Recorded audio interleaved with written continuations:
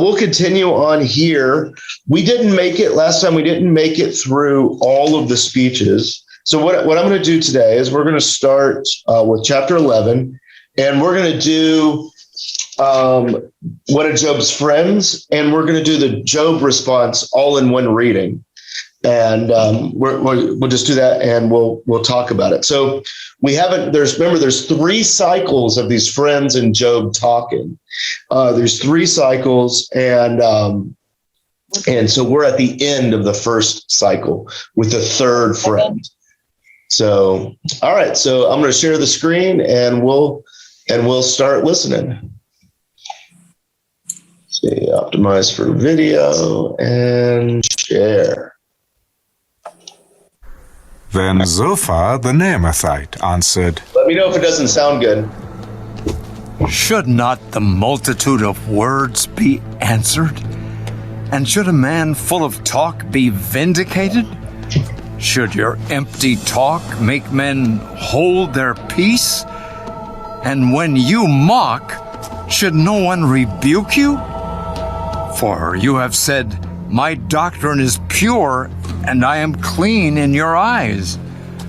But oh, that God would speak and open his lips against you, that he would show you the secrets of wisdom, for they would double your prudence.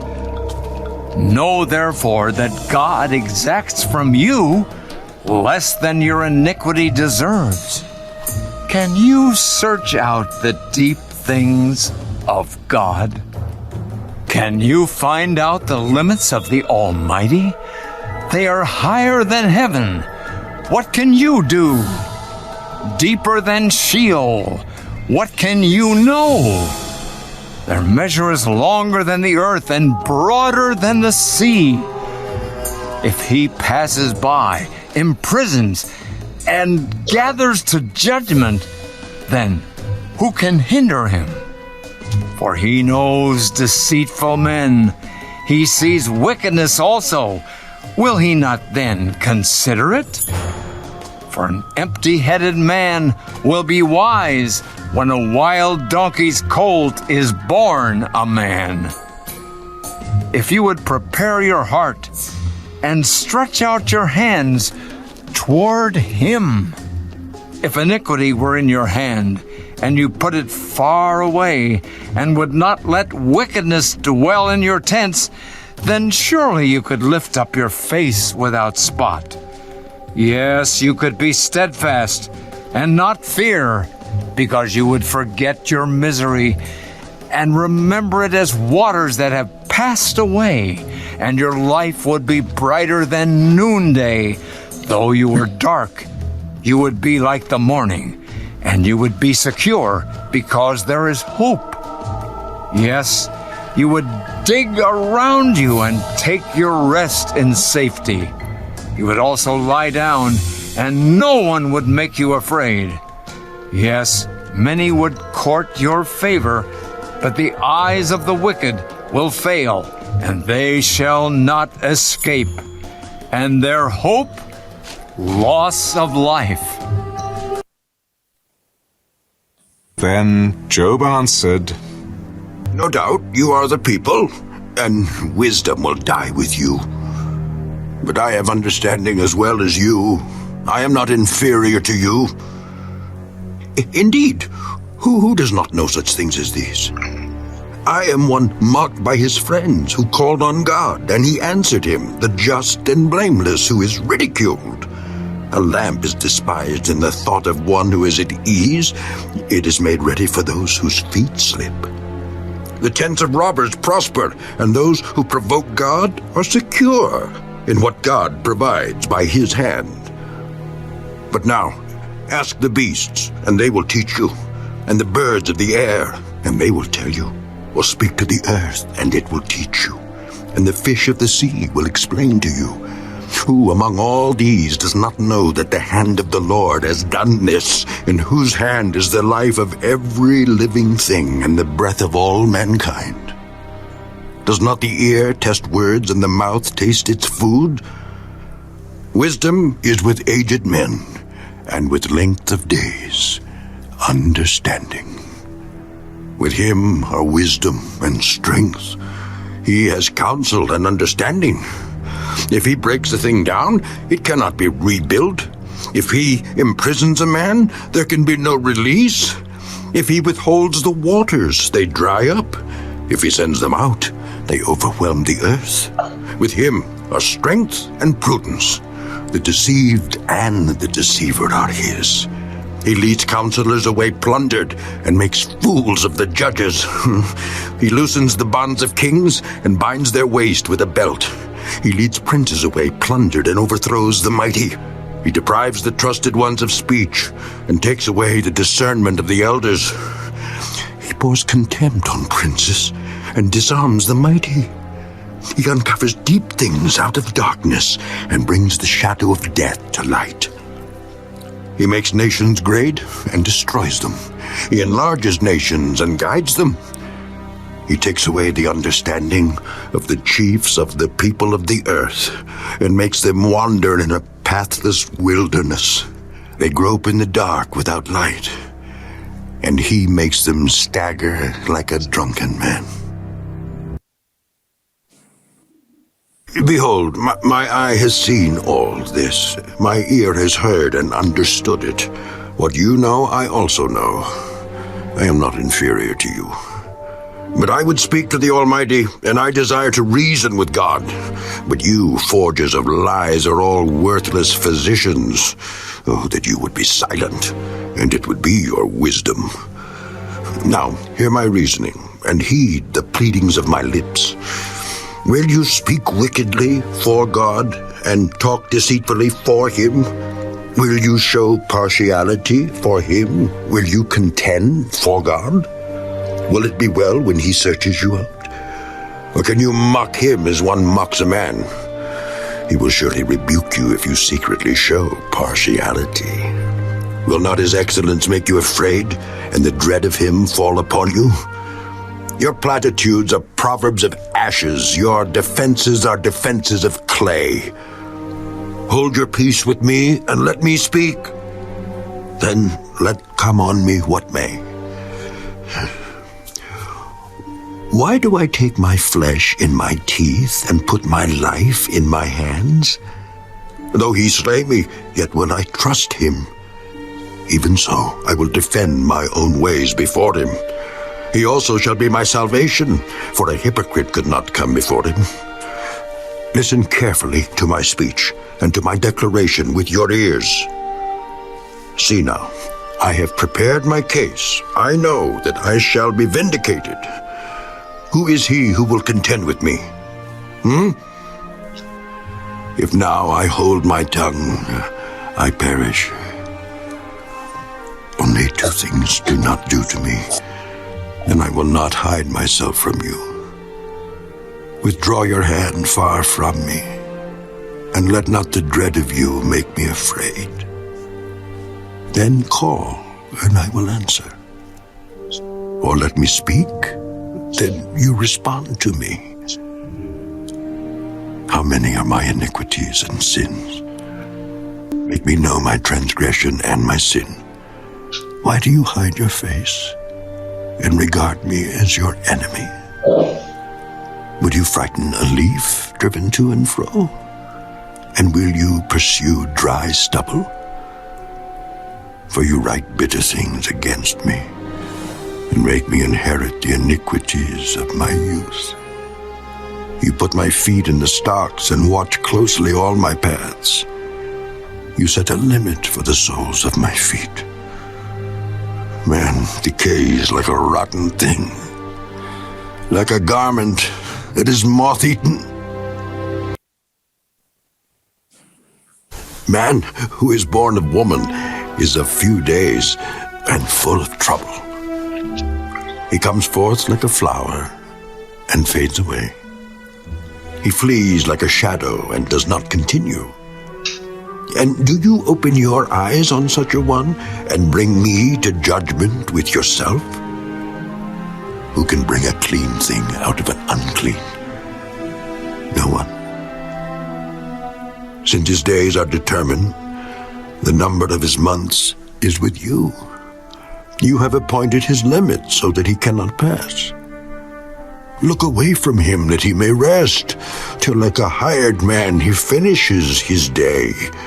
For there is hope for a tree, if it is cut down, that it will sprout again, and that its tender shoots will not cease. Though its root may grow old in the earth, and its stump may die in the ground, yet at the scent of water it will bud and bring forth branches like a plant. But man dies and is laid away. Indeed, he breathes his last, and where is he? As water disappears from the sea, the river cannot drown. So man lies down and does not rise. Till the heavens are no more, they will not awake nor be roused from their sleep. Oh, that you would hide me in the grave, that you would conceal me until your wrath is past, that you would appoint me a set time and remember me. If a man dies, shall he live again? All the days of my hard service I will wait till my change comes. You shall call, and I will answer you. You shall desire the work of your hands, for now you number my steps, but do not watch over my sin. My transgression is sealed up in a bag, and you cover my iniquity. But as a mountain falls and crumbles away, and as a rock is moved from its place, as water wears away stones, and as torrents wash away the soil of the earth, so you destroy the hope of man. You prevail forever against him, and he passes on. You change his countenance and send him away. His sons come to honor, and he does not know it. They are brought low, and he does not perceive it. But his flesh will be in pain over it, and his soul will mourn over it. Okay. All right. So that's the end of our the first section with the with the friends there. Super cheery. Yeah, right. Yeah. That's okay. So let's talk about Zophar and what he said. Did anything before we talk about Job? Did anything kind of stand out to you?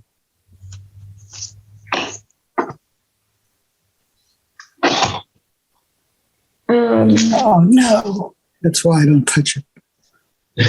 Oh, how do I get it back? I touched the wrong things. Can you guys get it? Yeah, I'll get it. All right. Okay, so I'll point out the stuff that I said. It's interesting here, and Job ends up responding to this, but Zophar basically says, "Hey, Job, you need to be humble, right? You need to be humble. You need to know, see what's going on. Like, look at the bigness of creation, and all those things. Oh, and I have this verse 4. Was some of this. So he goes, "For you have said that my doctrine is pure and I'm clean in your eyes.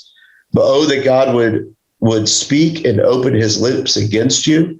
Like he's saying, like, Job, you've done something wrong. You say you're clean, but you're not. You need to be humbled here. And he starts talking about how big God is.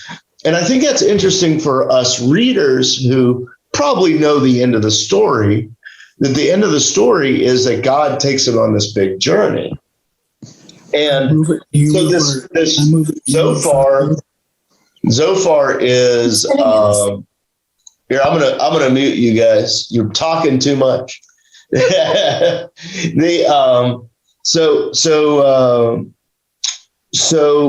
all this stuff is true that he's saying, but he's accusing Job. And I think as we start seeing something here, we have the Satan at the beginning, who is like the accuser. And we see that his friends, as we finish the first rounds of this, his friends are also acting as that same accuser. And I think that's what kind of gets us in the way of looking at that as like how we picture like Satan with little wings and horns and, and all that stuff, that these people are also accusing Job in much of the same thing. And they're saying true things, but they're not doing anything good through them, which I think is very interesting. It's kind of what our sermon this Sunday is about, is saying all the correct things. I mean, Paul even talks about that. Like, even if I could speak like this of the Spirit and clanging gongs and cymbals and all these things, yet I don't have love, like it's all worthless. And so I think we're seeing some of that kind of playing out here. Did anybody else have a response? Nope. So then we continue into Job in chapter 12. And when Job answers, he's like the sarcasm that's coming off of him here. He goes, this is verse 2, no doubt you are the people and no doubt you are the people and wisdom will die with you. He's saying, no, man, when you die, all the wisdom in the world will die out with you. Like that's he's just, and then he gets at what they're saying. Am I inferior to you? Do you think you're better than me? And I think you start seeing what's coming out there with these guys, that they're all like, hey, you need to do this, you need to do that. And that's a difficult thing for me to deal with. I imagine it's for you guys too, is putting ourselves in an elevated place above someone else, especially when they're suffering. That we're like, oh, if you just do this, rather than like humbling yourself kind of sitting with them. Right. And so I wrote down somewhere in there where he said the deceived and the deceiver are his. Yeah. And that spoke to me because it makes you think that we start out all equal. We're God's children. Yeah. What we do with that is what is happening here. And Zophar was the least kind of them, I thought. Yeah, and Zophar pretty much. Great. Yeah, and Zophar basically like accuses him, like, you've done something wrong, Job. Yeah. And that's yeah. Also, Job responds to like, God could show you all these things about the beasts and all that. This is like verse 7 and 10 on chapter 12 and all that. You got to talk. This again sounds like the end of the book of Job, when God takes him out on the big thing. But then in chapter 13, again, Job in verse 2 says, am I not inferior to you? And it's almost like he's talking to his friend, but he's also kind of talking to God at the same time. And he's like, I want to stand before God. Yeah, I want to reason with God, but it's not going to do anything. Like, and he desperately wants to stand before God because he feels like God is mocking him. And then chapter 13, verse 19, I put a star on it. And it says, who is he who will contend with me? If now I hold my tongue, I perish. Like, that sounds like someone who's just like, I never get heard. I just die out. Like I never get heard, I die. And I think that's kind of like we're getting some clues as to what Job's issues are, and that will be resolved in coming up. So Job then has this prayer. Let's see. And he basically is just like, kind of get rid of me. like he's very depressed about what's going on, and his friends are proving to not be very helpful. Before we go on to Eliphaz, and starting cycle number 2, did anyone have any thoughts? Well, I first, I lost it. Verse 4 and 14, who can bring clean out of unclean? That hit me because it's pointing out to his friends that how can you say I am and you're not? Yeah. I'm not humble, but you are, and you're telling me all this? Yeah. Yeah. Like he definitely can see what they're doing, but they cannot see it yet. And it doesn't seem like Job has any good answers for it yet either. All right, let's do 15 now. 15, we have Eliphaz, and so we're going to read 15, 16, and 17 here. All right, so let's go share the screen. We hit that button, we hit this button. Then Eliphaz the Temanite answered, Should a wise man answer with empty knowledge and fill himself with the east wind? Should he reason with unprofitable talk or by speeches with which he can do no good? Yes, you cast off fear and restrain prayer before God. For your iniquity teaches your mouth, and you choose the tongue of the crafty. Your own mouth condemns you, and not I. Yes, your own lips testify against you. Are you the first man who was born? Or were you made before the hills? Have you heard the counsel of God? Do you limit wisdom to yourself? What do you know that we do not know? What do you understand that is not in us? Both the gray-haired and the aged are among us, much older than your father. Are the consolations of God too small for you, and the words spoken gently with you? Why does your heart carry you away, and what do your eyes wink at, that you turn your spirit against God, and let such words go out of your mouth? What is man that he could be pure? And he who was born of a woman, that he could be righteous. If God puts no trust in his saints, and the heavens are not pure in his sight, how much less man, who is abominable and filthy, who drinks iniquity like water? I will tell you, hear me. What I have seen, I will declare. What wise men have told, not hiding anything received from their fathers, to whom alone the land was given, and no alien passed among them. The wicked man writhes with pain all his days, and the number of years is hidden from the oppressor. Dreadful sounds are in his ears. In prosperity the destroyer comes upon him. He does not believe that he will return from darkness, for a sword is waiting for him. He wanders about for bread, saying, Where is it?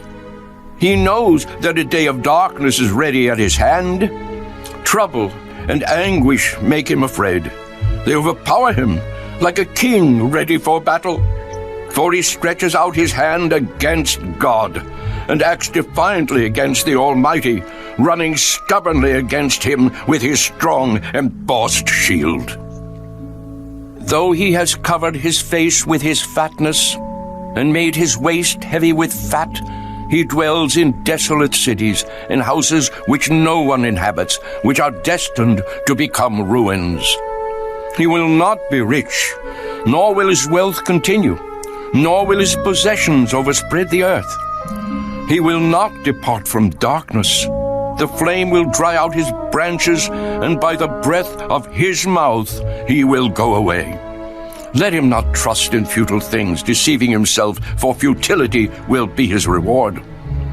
It will be accomplished before his time, and his branch will not be green. He will shake off his unripe grape like a vine, and cast off his blossom like an olive tree. For the company of hypocrites will be barren, and fire will consume the tents of bribery. They conceive trouble and bring forth futility. Their womb prepares deceit. Then Job answered,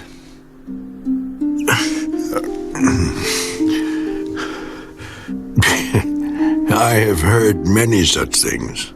Miserable comforters are you all. Shall words of wind have an end? Or what provokes you that you answer? I also could speak as you do, if your soul were in my soul's place.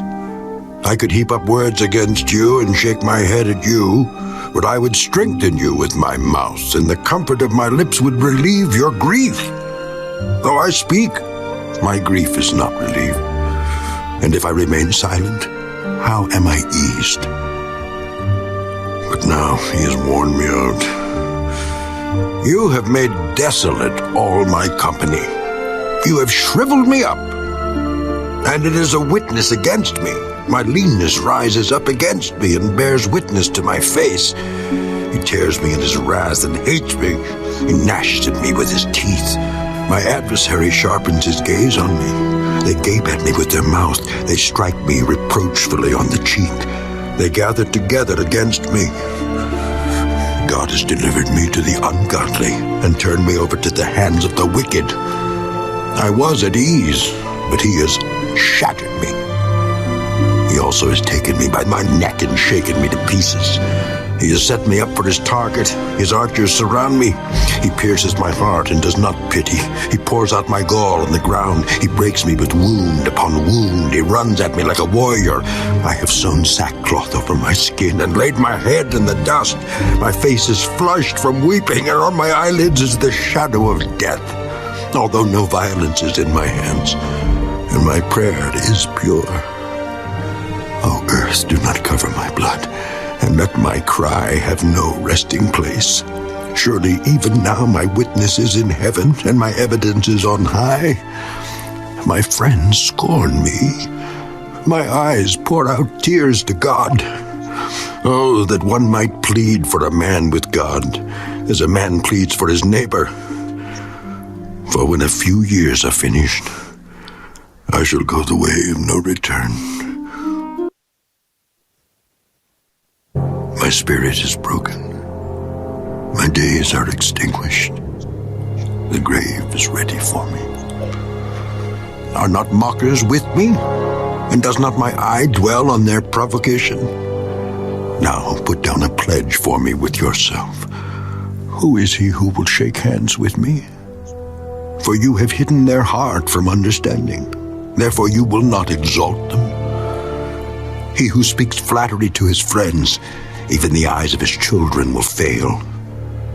But he has made me a byword of the people, and I have become one in whose face men spit. My eye has also grown dim because of sorrow, and all my members are like shadows. Upright men are astonished at this, and the innocent stirs himself up against the hypocrite. Yet the righteous will hold to his way, and he who has clean hands will be stronger and stronger. But please, come back again, all of you, for I shall not find one wise man among you. My days are past, my purposes are broken off, even the thoughts of my heart. They change the night into day. The light is near, they say, in the face of darkness. If I wait for the grave as my house, if I make my bed in the darkness, if I say to corruption, you are my father, and to the worm, you are my mother and my sister, where then is my hope? As for my hope, who can see it? Will they go down to the gates of Sheol? Shall we have rest together in the dust? Then Bildad. Okay. All right. So we have the beginning of the third cycle here, and we have Eliphaz that's accusing Job, and we have Job's response. Did anything stand out to anyone here before I kind of start going? There's actually one kind of big one with Eliphaz. I think it's fascinating. But anything stand out to anyone here? No. Okay, so The adversary he kept talking about. yeah, it keeps talking about the adversary. That's the same word as the Satan. So like that's the same word in Hebrew there. So you can kind of see how they're using it in the original language. So chapter 15, like verse 5, I thought this was very, like he's saying very pious things that we all have probably said. We'll do verse 4 too. Yes, you cast off fear and restrain prayer before God, for your iniquity teaches your mouth, and you choose the tongues of the crafty. Your own mouth condemns you, and not I. Yes, your own lips testify against you. It's kind of like that. Like you talk to your mother with those lion lips, type of thing. Like that's that whole idea. And then this next one, verse 8, I thought was especially interesting. He accuses him of, have you heard the counsel of God? Do you limit wisdom to yourself? And then verse 9, what do you know that we do not know? What do you understand that is not in us? All right, so what's he accusing Job of right there? What would be your first inclination? Kind of. He's not understanding. Well, he's kind of like, oh, do you know what's going on in the councils of heaven, right, Job? You don't know. Now, if you remember from last week, Eliphaz said this in chapter 4, verse 16. He says, I stood still, but I could not discern its appearance. A form was before my eyes. There was silence. Then I heard a voice saying, can a mortal be more righteous than God? Can man be more pure than a maker? He's saying that he's got this special holy wisdom from God. He gets this holy vision from God the first time. This is the same friend. And now he's accusing Job of the same trash. He's like, how can you know what God is doing? And this Eliphaz is saying the first time that, oh yeah, I know I've received this special vision. Like, so I think that's in there on purpose, I would say so, that it's showing us the hypocrisy of these friends, that they're just throwing stuff at the wall there. Let's see. And he just says a bunch of unhelpful things. Like he basically says, like, you've done nothing but bad, Job. Verse 25, he says, for he stretches out his hand against God and acts defiantly against the Almighty, running stubbornly against him with his strong embossed shield. Like you're running and running and running away from God, Job. Like how dare you? But I thought his was interesting because he's accusing Job of what he already did in a previous speech. And I thought that'd be good to point out. And then Job's response. Job really is leaning in to how awful his friends are to him right now, and how he can't believe all this stuff is happening to him. Down hope. He lacked hope. He lacks hope. Yeah, he lacks hope in anything good happening to me. He's talking about his friends here. He's like, they gape at me with their mouth and they strike me reproachfully on the cheek. That was verse 10. And like verse 20, he's saying, my friends scorn me. My eyes pour out tears to God. Oh, that one might plead for a man with God as a man pleads for his neighbor. For when a few years are finished, I shall go away of no return. He's just kind of done. Verse 7 of 17, verse 7 and 8. I also have noted. My eye has grown dim because of my sorrow, and all my members are like shadows. He's just, I don't feel fully human. And then in verse 8, he says, upright men are astonished at this, with what's in front of them, and the innocent stirs himself up against the hypocrite. I just like that. Like, I do that thing in sermons a lot lately, where it's like people are clutching their pearls, and I feel like that's like Job is saying there in verse 8, that just the sight of me, people look at me and they clutch their pearls in the horror of it, like that's, and so he's kind of talking about his condition there. That's kind of what I heard. So we have now really strong accusations going against Job. It's like, you've done something wrong, Job. We see the hypocrisy in Eliphaz, and Job is he's just despondent towards all of this, that he just kind of wants to sink into the grave and be forgotten. This one refers to something out of Proverbs, like vinegar on a wound. Yeah.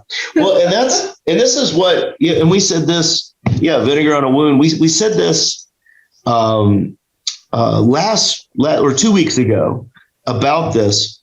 There's a lot of Proverbs in here said by everybody. And I think one of the things that Job is really calling us out was like, what's wisdom? Is wisdom being able to quote the scriptures, or is wisdom being able to use the scriptures, use the things, in order to do something else? And that's kind of it's a good call for us all, I think. I think it's a good call for us all. So did anyone have any other thoughts before we go on to Bildad here? They sure aren't doing anything to lift up his spirits. No, they're not. Like, they're being super accusatory. And that's... He was showing his humanity. Who, Job? Job is showing his humanity? Because he's reacting to what they're saying to him. Yeah. He's taking it in, but he's being strong inside, as was built into him through God. Yeah. But he's searching for that hope. Yeah. And I don't know if he's found any of it yet. No, he's questioning. Yeah. So, searching for it. All right. So we'll do 18 and 19. Yeah, this one's pretty short. So 18 and 19. Let's see. Got to go to hitting the wrong buttons. Got to hit this button first. We hit this one. You know what Shuhite means, right? What does that mean? He's really short. Oh, really? Is that real? Yeah, I had noted that in my Bible. Oh, interesting. I didn't know that. I didn't know if you were making a joke or not. No. I don't know where I got it from, but I had that note in my Bible. That's funny. Well, there you go. Bildad, the short one, right? All right. So let's. Then Bildad the Shuhite answered, How long till you put an end to words? Gain understanding, and afterward we will speak. Sure. Why are we counted as beasts and regarded as stupid in your sight? You who tear yourself in anger, shall the earth be forsaken for you? Or shall the rock be removed from its place? The light of the wicked indeed goes out, and the flame of his fire does not shine. The light is dark in his tent, and his lamp beside him is put out. The steps of his strength are shortened, and his own counsel casts him down. For he is cast into a net by his own feet, and he walks into a snare. The net takes him by the heel, and a snare lays hold of him. A noose is hidden for him on the ground, and a trap for him in the road. Terrors frighten him on every side, and drive him to his feet. His strength is starved, and destruction is ready at his side. It devours patches of his skin. The firstborn of death devours his limbs. He is uprooted from the shelter of his tent, and they parade him before the King of Terrors. They dwell in his tent who are none of his. Brimstone is scattered on his dwelling. His roots are dried out below, and his branch withers above. The memory of him perishes from the earth, and he has no name among the renowned.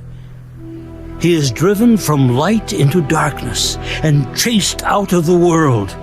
He has neither son nor posterity among his people, nor any remaining in his dwellings. Those in the west are astonished at his day, and those in the east are frightened. Surely, such are the dwellings of the wicked, and this is the place of him who does not know God. Then Job answered, Talk of how How Phil. long will you torment my soul and break me in pieces with words? These 10 times you have reproached me. You are not ashamed that you have wronged me. And if indeed I have erred, my error remains with me. If indeed you exalt yourselves against me and plead my disgrace against me, know then that God has wronged me and has surrounded me with his net. If I cry out concerning wrong, I am not heard. If I cry aloud, there is no justice. He has fenced up my way so that I cannot pass, and he has set darkness in my paths. He has stripped me of my glory and taken the crown from my head. He breaks me down on every side, and I am gone. My hope he has uprooted like a tree. He has also kindled his wrath against me, and he counts me as one of his enemies. His troops come together and build up their road against me. They encamp all around my tent. He has removed my brothers far from me, and my acquaintances are completely estranged from me. My relatives have failed, and my close friends have forgotten me. Those who dwell in my house and my maidservants count me as a stranger. I am an alien in their sight. I call my servant, but he gives no answer. I beg him with my mouth. My breath is offensive to my wife, and I am repulsive to the children of my own body. Even young children despise me. I arise and they speak against me. All my close friends abhor me, and those whom I love have turned against me. My bone clings to my skin and to my flesh, and I have escaped by the skin of my teeth. Have pity on me. Have pity on me, oh, you, my friends, for the hand of God has struck me. Why do you persecute me as God does, and are not satisfied with my flesh? Oh, that my words were written. Oh, that they were inscribed in a book, that they were engraved on a rock with an iron pen and lead, forever. For I know that my Redeemer lives, and he shall stand at last on the earth. And after my skin is destroyed, this I know, that in my flesh I shall see God, whom I shall see for myself, and my eyes shall behold, and not another. How my heart yearns within me. If you should say, how should we persecute him, since the root of the matter is found in me? Be afraid of the sword for yourselves. For wrath brings the punishment of the sword, that you may know there is a judgment.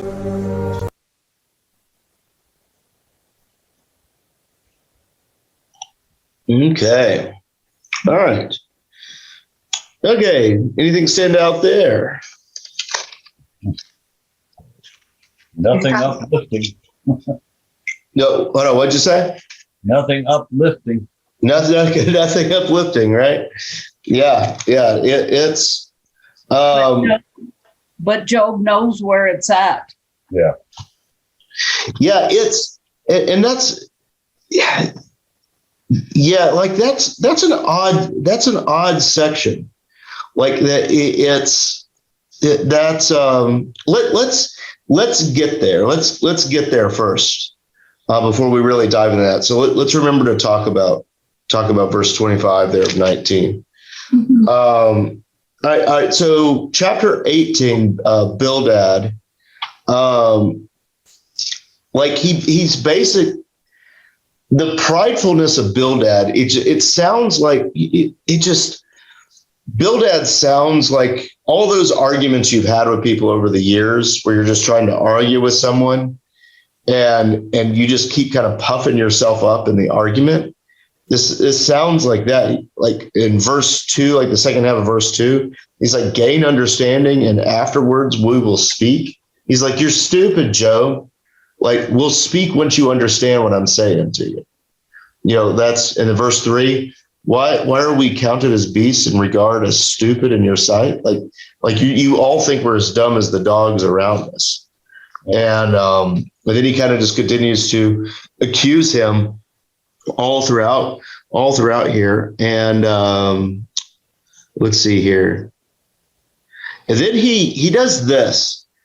Beginning kind of with verse 18, it's the end of this whole thing of talking about Job.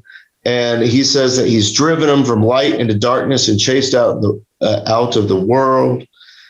He has neither son nor property among his people, nor any remaining in his dwellings. And like he keeps going down through there. And then we get to the end of verse 21. And this is the place of him who does not know God. Like that's cool. That's he. And Bildad there is saying right there something that has been underneath all of this. And he's saying that all this is happening because you don't know who God is. Yeah. You don't know God. Like that's a dangerous, that's a dangerous thing. In the Lutheran speak, we call that a theologian of glory.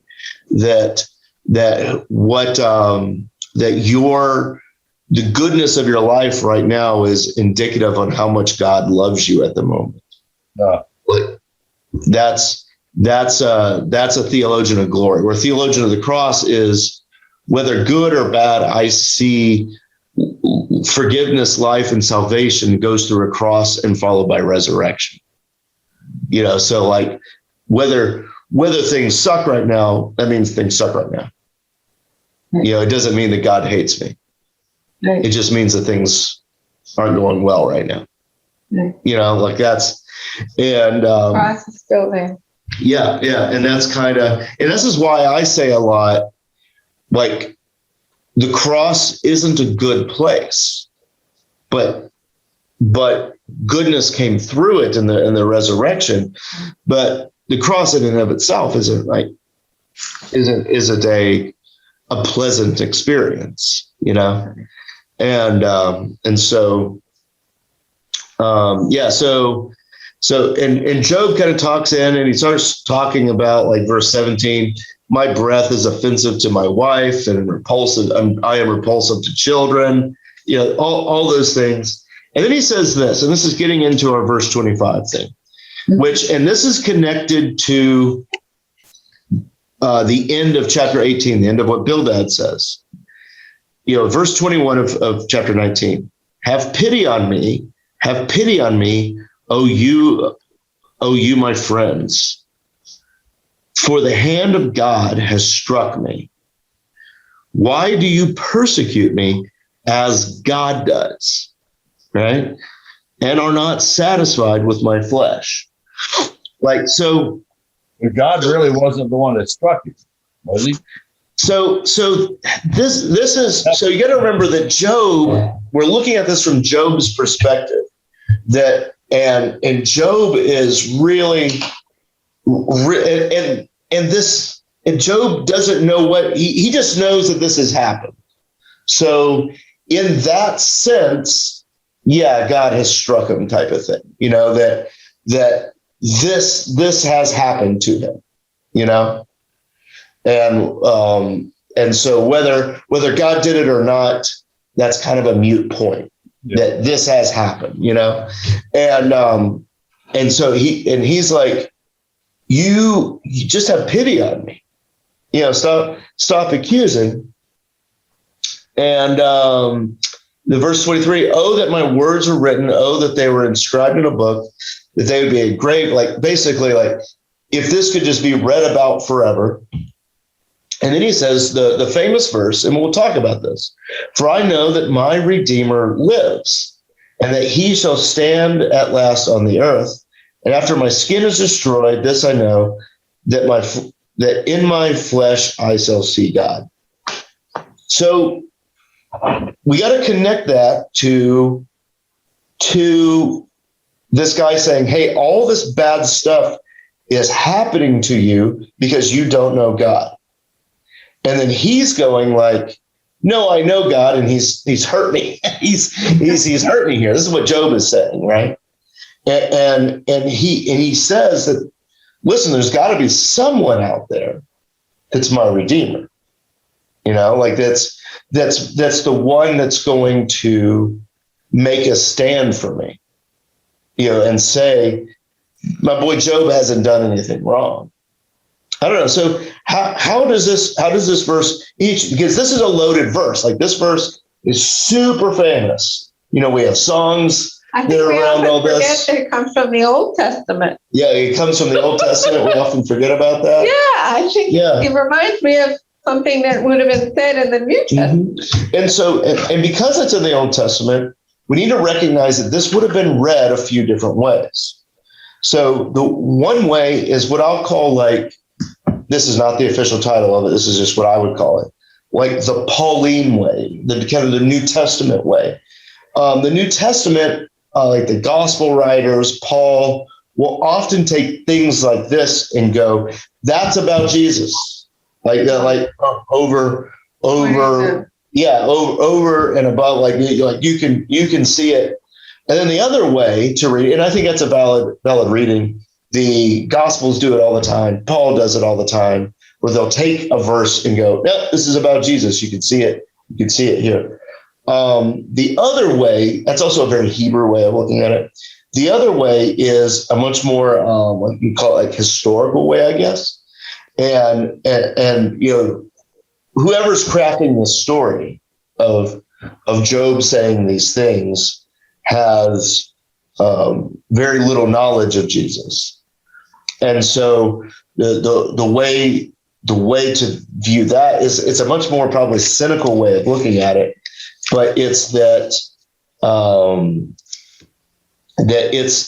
Job is saying like, listen, somebody will stand up for me.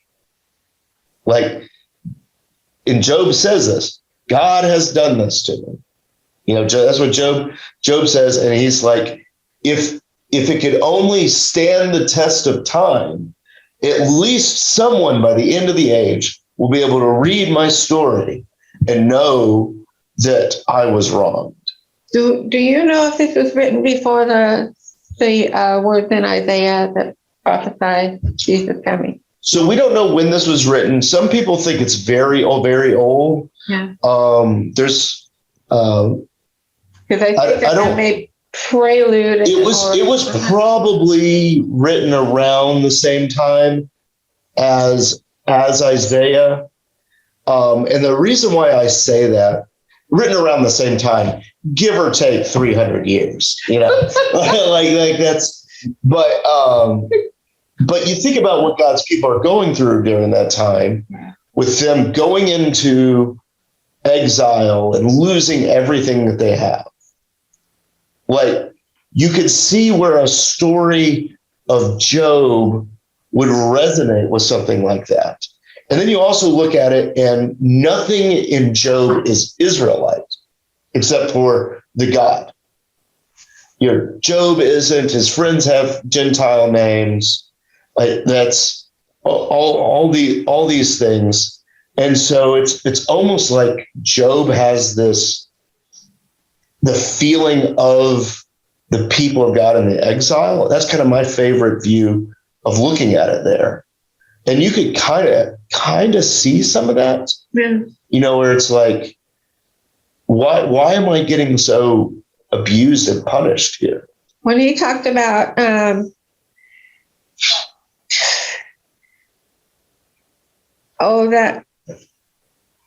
Oh, they're with an iron pen and with lead. They were engraved on a rock forever. Yeah. That reverts me. I immediately think about the Ten Commandments. No. Well, that may not be a bad way of looking at it, actually. Because you talk about things on a rock and a tablet, at that point in time, it's part of, Well, and you got to think about when this was written, the things that last a long time were carved in stone. Right. So he knew about Because they really didn't have paper, like all that stuff were later inventions. So, he's wanting people to read this, even after he's dead and gone, to know. And so I think, there's two things that are going on here, which I think those two readings that I did, the one which we'll call like the Christian reading, we'll call that, then you have like the Old Testament reading. I think both of those are completely valid right here. And because you have the friend who is accusing Job of the reason why your life is trash right now is because you don't know God. And in Job, this is so subtle that he's saying this. He's going, no, this is happening to me, but I know that somebody will redeem me. Like that's, and even though he's saying like, no, God has done this to me. And we're just like Ed talked about a second ago when we were talking about theology of the cross and all those things, that we don't necessarily just go, oh, God is punishing me, or God is causing all these good things to happen to me because I'm living such an exemplary life right now. And that's it. And yeah. It's kind of like saying, this is all happening to me. I don't understand God's plan, but there is a plan. I think Job, I don't even think it's part of a plan. Like, I think he's like, why? Yeah. Why is my breath offensive to my wife right now? That stood out to me. Yeah, like, why do children despise me? Why is all this? Why are my friends treating me like trash? He goes, I know that my Redeemer lives somewhere. Mm-hmm. Like all that stuff. And we as Christians, we look at that and we can see that Job is falling half-ass backwards into a very truism that his friend is telling him, the reason why this is happening is that you are utterly despondent and you don't know God. But he's saying, know that God is still for me and that my Redeemer lives. Mm-hmm. And that he's going to redeem us. So as Christians, we kind of view a truism that Job doesn't even know how true it is when he's saying it. So yeah. So I think that's as good of a spot as ever that we can end. So everyone online, thanks for. I'm saying goodbye to the camera. I never say goodbye to the camera, and so like, bye camera. All right. Is everyone doing okay in TV land? Yep. Mm-hmm. Yes. Good. Okay. Good. Well, I'm glad you're able to join us, Evelyn. Thank you for joining us. And glad to be here. Yeah, thanks. And Ed and Joe, hopefully you get good answers from the all the research doctors there in Michigan. Hopefully. Yep. Yeah. Bye, everyone. And mention Ed. Have a no great more week. breaking bones. No more breaking bones. You're not allowed. I try my very best. Yeah. Trust me, I do. That's good. But it's good to see you guys. Thank you all for joining us. And also like to say a prayer. Jesus, thank you for your hand in all of this. Thank you for Job and how if he can fall backwards into a confession about the Redeemer, Lord, let that be a hopeful statement for us as well, that we can fall backwards into your grace like he does. And Lord, just continue to be with all the thoughts and prayers on our hearts, that you would keep healing us. And Lord, just help us to continue to rely more on you. Thank you, Jesus. Amen. Amen. Amen. Amen. Well, we'll see you guys. Enjoy that southern palm trees down there. Yep. They haven't been killed off too bad yet. Not too bad yet. You get it? All right. We just have this snow-covered pine trees up here. Oh man. Well, that's good. No snow down here. Just the Florida snow. Those little flowers. Yeah. Hopefully. Okay, that All right. Well, we'll see you guys later. Thank you for joining us. Bye. Bye.